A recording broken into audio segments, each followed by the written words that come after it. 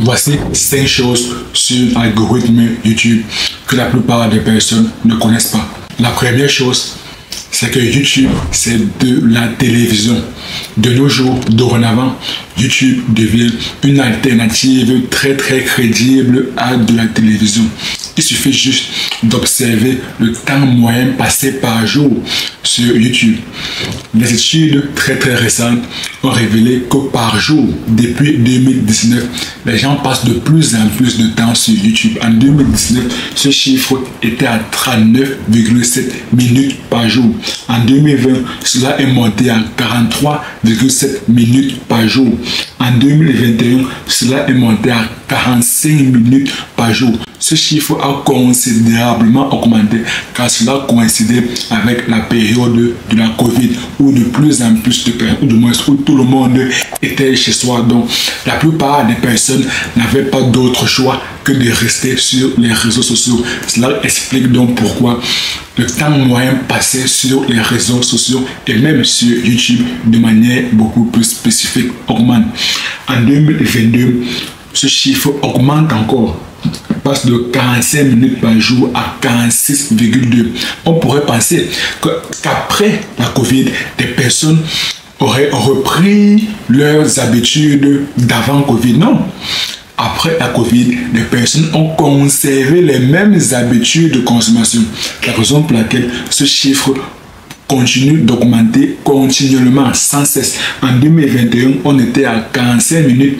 En 2022, on passe à 46,2 minutes. En 2023, on passe à 47,5 minutes. En 2024, on passe à 48,7 minutes par jour sur YouTube. Cela prouve bel et bien que les personnes considèrent de plus en plus YouTube comme de la télévision. D'ailleurs, la plupart des personnes, lorsqu'elles viennent sur YouTube, elles sont dans le mindset de consommer des émissions télé. Les émissions télé ont une durée beaucoup plus longue. Donc, les personnes sont déjà prêtes mentalement à consommer des vidéos longues. C'est la raison pour laquelle YouTube devient de plus en plus une alternative crédible à de la télévision. Et même lors de la création de YouTube, les concepteurs de la plateforme avaient déjà cette intention que YouTube devienne prendre de plus en plus la place de la télévision. Pourquoi? Il suffit juste de s'apercevoir du logo de YouTube. Le logo de YouTube a la forme d'un tube cathodique. Et en 2005, date de la création de YouTube, la plupart des téléviseurs avaient la forme de tube cathodique. Donc déjà, à la base de la création de YouTube, YouTube était censé être de la télévision, mais plutôt beaucoup plus orienté la télévision en ligne. Et cela, c'est ce qu'on peut observer de jour. De nos jours, YouTube, c'est de la télévision. Pour ceux qui ne sont pas au courant de cela, je suis désolé pour vous, mais vous êtes en arrière. Il faudrait vous mettre à jour. La deuxième chose, c'est que dorénavant, l'algorithme YouTube s'en fout du nombre d'abonnés. Oui, je sais que ça peut être cruel, ça peut être mesquin, mais c'est terriblement vrai. Pourquoi? Parce qu'il faudrait avoir une chose à l'esprit. C'est que YouTube est une entreprise. Ça, la plupart des personnes l'ignorent, ou du moins ne veulent pas le considérer. YouTube est une entreprise. Lorsqu'on comprend cela, alors on comprend énormément de choses sur l'algorithme YouTube. Pourquoi? Parce que quel est le but de toute entreprise? Le but de toute entreprise est d'attirer le maximum de clients et ensuite de les fidéliser. Et ensuite de faire en sorte que ces clients ne quittent jamais la boîte, que ces clients ne partent jamais voir ailleurs. Et c'est donc pareil pour YouTube. L'algorithme YouTube met beaucoup plus en avant l'expérience utilisateur. Le but de l'algorithme YouTube est de faire en sorte que le maximum de personnes puissent passer un bon moment lorsqu'elles sont sur YouTube. Et cela n'a aucune corrélation avec le nombre d'abonnés. Je vois énormément de youtubeurs en 2025 toujours être là à la recherche du nombre d'abonnés. Non! Non! Ça ne marche plus. Ça, c'était les stratégies qui marchaient avant, en 2018. Là, nous sommes en 2025. Il va falloir se mettre à jour. YouTube met en avant l'expérience utilisateur. YouTube veut que les clients étant les internautes, les spectateurs qui sont sur YouTube, passe un agréable moment. Et cela, c'est à travers la durée de visionnage, à travers le watch time. Ce n'est aucunement à travers le nombre d'abonnés. Non, ce n'est aucunement à travers le nombre d'abonnés. C'est à travers la durée de visionnage. Donc YouTube met beaucoup plus en avant la durée de visionnage. J'aime à dire, et même là, c'est factuel. Le facteur le plus important pour l'algorithme YouTube, c'est la durée de visionnage. Car lorsqu'on comprend que YouTube est une entreprise et que YouTube a donc l'obligation, ou du moins a le devoir, a pour objectif de fidéliser sa clientèle, alors on comprend réellement que YouTube doit mettre en avant la durée de visionnage. En réalité, YouTube étant une entreprise, et comme toute entreprise, elle poursuit deux objectifs. Premier objectif, attirer de nouveaux clients. Et second objectif, fidéliser les clients qu'on aura attirés. Et c'est donc pareil sur YouTube. Le double objectif de l'algorithme YouTube, c'est d'une part attirer de nouveaux spectateurs, et cela c'est à travers le CTM, et fidéliser les spectateurs qui auront cliqué sur la vidéo, et ça c'est à travers la durée de visionnage. Donc les deux éléments les plus importants pour l'algorithme YouTube sont le CTM et le watch time. Et le watch time, la durée de visionnage, est l'élément le plus important pour l'algorithme YouTube. Le CTM, c'est un peu comme un élément de précision, parce que le CTM qui est influencé par la miniature et par le titre sont des éléments où le spectateur n'a même pas encore regardé une seule seconde de la vidéo. Donc il faudrait déjà que les éléments de packaging, les éléments de l'emballage puisse inciter le spectateur à cliquer sur la vidéo, et YouTube mesure cet indicateur à travers le CTR. Donc, il faudrait que le CTR qui traduit les éléments de précision, donc des éléments qui permettent de convaincre un spectateur avant même d'avoir regardé la vidéo, il faudrait que le CTR soit élevé. Une fois que ce test soit élevé, il va falloir que ces spectateurs qui ont regardé la vidéo puissent être incités à regarder la vidéo jusqu'au bout, à regarder la vidéo le plus longtemps possible. Et ça, l'indicateur qui permet de mesurer cela, c'est la durée de visionnage. Voilà donc les deux éléments les plus importants pour l'algorithme YouTube, CTR et watch time.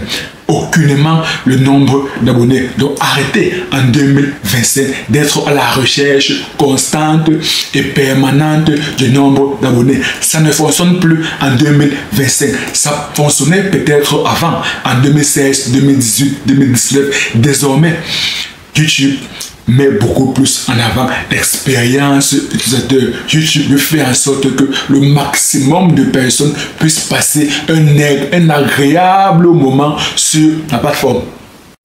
La troisième chose, c'est que le but de l'algorithme YouTube est de servir l'audience présente sur la plateforme. Donc pour toutes les personnes qui désirent comprendre l'algorithme YouTube, elles devraient arrêter de se soucier des robots de YouTube. Non, elles devraient plutôt se soucier des intérêts de l'audience, car l'algorithme YouTube est là pour servir l'audience. Rappelez-vous ce que j'ai mentionné plus tôt. Le but de l'algorithme YouTube est d'améliorer l'expérience utilisateur et de faire en sorte que les personnes présentes sur la plateforme, c'est-à-dire l'audience, puissent passer un agréable moment. Donc le but de l'algorithme YouTube est de servir l'audience, et par conséquent, le YouTubeur qui de base est un partenaire à YouTube, d'ailleurs l'appellation programme partenaire YouTube. Le YouTubeur poursuit donc, du moins devrait poursuivre les mêmes objectifs que YouTube. S'il souhaite en tout cas percer sur YouTube, il devrait poursuivre les mêmes objectifs que YouTube. Il devrait poursuivre les mêmes objectifs que l'algorithme YouTube. Si l'algorithme YouTube a comme objectif de servir l'audience, alors le youtubeur devrait servir l'audience. Et comment est-ce que l'algorithme YouTube fait pour servir l'audience? C'est à travers tout un tas de signaux, notamment l'historique des visionnages. Lorsque vous regardez un certain type de vidéo, cela envoie un signal à l'algorithme YouTube sur le type de contenu que vous aimez. Alors, ce que YouTube va faire, il va proposer davantage ce type de contenu. Pareil pour le nombre de likes. Lorsque vous likez une vidéo, cela envoie un message, un signal à l'algorithme YouTube que vous avez aimé telle vidéo. Alors, elle va proposer d'autres vidéos du même genre. Pareil pour le nombre de minutes que vous regardez une vidéo. Si vous regardez une vidéo jusqu'au bout, alors YouTube va se dire que ce type de vidéo, vous l'adorez. Par conséquent, elle va proposer d'autres vidéos du même type. Il y a tout un tas de signaux, ce qu'on appelle les métadonnées, qui permettent d'indiquer à l'algorithme YouTube les contenus que vous aimez, de manière à ce qu'elle propose ce type de contenu pour que vous puissiez passer un bon moment. Le but de l'algorithme YouTube est de faire en sorte que vous puissiez passer un bon moment. Donc, son but est de mettre en face de vous la meilleure vidéo possible, la vidéo qui va le plus vous intéresser. Ça, c'est le but de l'algorithme YouTube. Le but du YouTuber devrait donc publier des vidéos qui vont intéresser son audience. Ça, c'est le but du YouTuber. Lorsqu'il réussit à le faire, alors il rentre dans les faveurs, il rentre dans les grâces de l'algorithme YouTube. Et ainsi, étant donné qu'il est partenaire à YouTube, étant donné qu'il s'est engagé à poursuivre les mêmes objectifs que YouTube, alors ce que YouTube va faire, YouTube va le considérer comme un allié. Par conséquent, YouTube va proposer sa vidéo à l'audience spécifique et ainsi le YouTuber générera énormément de vues et ainsi il augmente ses chances de percer sur la plateforme. Donc, comprendre l'algorithme YouTube est primordial. Évitons de penser que l'algorithme YouTube, ce sont des robots. Non, l'algorithme YouTube est là pour servir l'audience présente sur la plateforme. Donc, nous devons également poursuivre ce même objectif. La quatrième chose, c'est que dorénavant, YouTube met beaucoup plus en avant les petits YouTubeurs. Il suffit juste d'observer votre page d'accueil. Vous verrez qu'il y a énormément de petits youtubeurs qui n'ont même pas encore atteint la barre des 1000 abonnés. Mais vous voyez leurs vidéos sur votre page d'accueil. Pourquoi? Parce que, je rappelle, YouTube est là pour servir l'audience. YouTube veut améliorer l'expérience utilisateur, peu importe le nombre d'abonnés. Donc, que vous ayez énormément d'abonnés ou pas, si la vidéo d'un youtubeur qui a très peu d'abonnés est beaucoup plus qualitative, intéresse beaucoup plus une audience particulière, alors YouTube mettra beaucoup plus cette vidéo en avant. YouTube, désormais, dorénavant, s'en fout du nombre d'abonnés. Ça, ce n'est plus un critère sur lequel YouTube s'appuie pour promouvoir une vidéo. Non, YouTube met beaucoup plus en avant l'expérience utilisateur. Par conséquent, étant donné que dorénavant, YouTube met beaucoup plus en avant les petits youtubeurs, il va falloir que lorsque YouTube met votre vidéo en avant, vous en tant que petit youtubeur, il va falloir que vous soyez prêts. Il ne faudra pas que l'opportunité puisse vous surprendre. Non, il va falloir que lorsque l'opportunité se présente, vous soyez déjà prêt.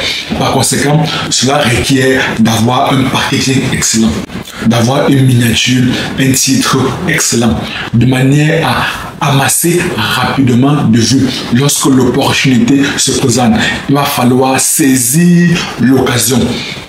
Très important, il va falloir saisir l'occasion. Et ainsi, lorsque YouTube vous donne votre chance, vous en tant que petit youtubeur, alors si vous avez réalisé un travail excellent, si vous avez un packaging excellent, c'est que c'est traduit par une miniature excellente, un titre excellent, alors vous aurez énormément de vues. Et en général, ce que YouTube fait, c'est que YouTube propose la vidéo d'abord à une petite population population. Ensuite, elle attend le feedback de cette dernière. Elle évalue si des personnes ont aimé la vidéo ou pas. Si des personnes ont aimé la vidéo, alors elle va proposer la vidéo à une audience beaucoup plus large. A contrario, si l'audience, si la petite population à laquelle elle a proposé la vidéo n'a pas aimé votre contenu, alors elle va arrêter de faire la propagande de votre vidéo. Donc il va falloir que dès lors que YouTube décide par le biais du hasard ou bien par le biais de la chance ou bien on ne sait pas par quelle métadonnée YouTube vous donne votre chance, il va falloir déjà être prêt. Et cela se traduit par le packaging, la miniature et le titre. La cinquième chose, c'est que les YouTube Shorts prennent de plus en plus de l'ampleur. Une étude très récente réalisée par Statista avait révélé qu'en 2021, il y avait 30 milliards de vues par jour sur les YouTube Shorts. En 2022, on est monté à 50 milliards de vues par jour. Donc en un an, on est passé de 30 à 50. On a gagné 20 milliards de vues short par jour. En 2023, ce chiffre est monté à 70 milliards de vues par jour. Encore en un an, on a gagné 20 milliards de vues par jour sur les YouTube Shorts. En fin de troisième trimestre 2023, on est passé à 90 milliards de vues par jour, ce qui est énorme. Les YouTube Shorts prennent considérablement de plus en plus d'ampleur. Tout ceci pour essayer de contrecarrer TikTok, car TikTok est venu bouleverser tous les standards de la création de contenu. C'est avec l'avènement de TikTok que la plupart des personnes préfèrent désormais consommer des contenus courts. Avant TikTok, très peu de réseaux sociaux avaient intégré dans leur algorithme les vidéos short. C'est après l'apparition de TikTok que tous les réseaux sociaux ont essayé d'intégrer dans leur algorithme des contenus courts pour essayer de contrecarrer TikTok, ou du moins pour essayer d'apporter une compétition à TikTok. Et YouTube, à travers YouTube Short, prend de plus en plus d'ampleur. Donc, négliger les shorts, c'est une terrible erreur. En 2025, ne pas faire des shorts, c'est une terrible erreur. Les shorts sont très importants. En clair, pour comprendre l'algorithme de YouTube, il faudrait éviter de se soucier des robots. Il faudrait beaucoup plus se soucier des intérêts de l'audience. Car l'algorithme YouTube est là pour servir l'audience. Dorénavant, en 2025, l'algorithme YouTube s'en fout du nombre d'abonnés. Ce n'est pas le facteur qui l'intéresse le plus. Ce qui intéresse le plus l'algorithme YouTube est de faire en sorte que le maximum de personnes puissent passer un agréable moment sur la plateforme et cela le plus longtemps possible.